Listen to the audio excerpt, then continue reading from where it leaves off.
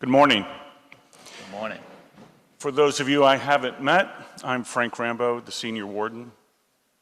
As your senior warden, I've been involved in a fair amount of the thinking and the work into the building project and the Centennial campaign.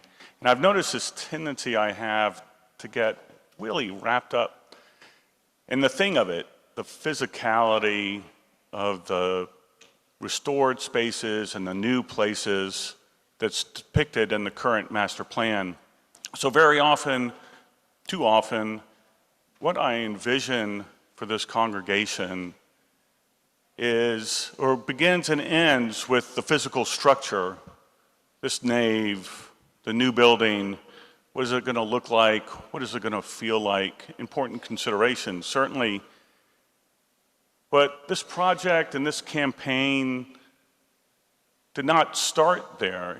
There was not a hue and cry among the congregation to simply build, because we haven't built something in a while that we needed to shake things up.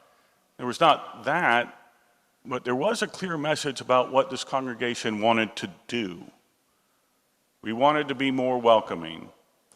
We wanted to improve the accessibility with more flexible spaces, not only for Sunday mornings, but Wednesday evenings and Thursday mornings and so on. And not just for the congregation, but for the community of which we're a part.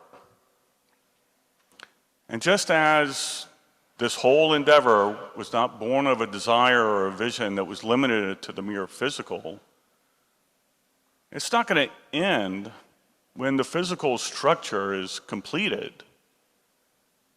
I mean, just to give ourselves a little bit of credit for a moment, I don't think after the last brick has been laid and the construction company has left the site, that we are just going to stand around and say to ourselves, wow, what good Christians are we?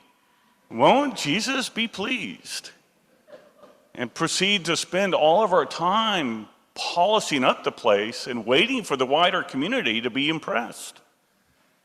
I mean, I don't think it's giving ourselves too much credit to envision that we are going to do something with the restored spaces and the new capacity that we will have.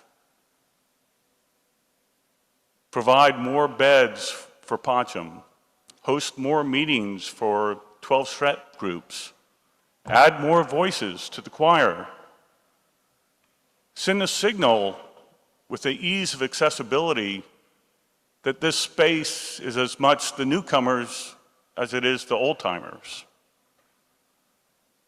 The list goes on, and I'm supposed to limit this to 3 minutes. I can only glimpse what this congregation is going to do dimly, darkly. But when I look beyond the time when that last brick is put in place, it fills me with a real confidence and a joy, a confidence and joy that is as real as that last brick that is laid will ever be. So when I notice that I'm getting wrapped up in the thing of it all, I remind myself that yes, the money that goes into this project pays for the bricks, but it pays for a whole lot more than any of us will ever know.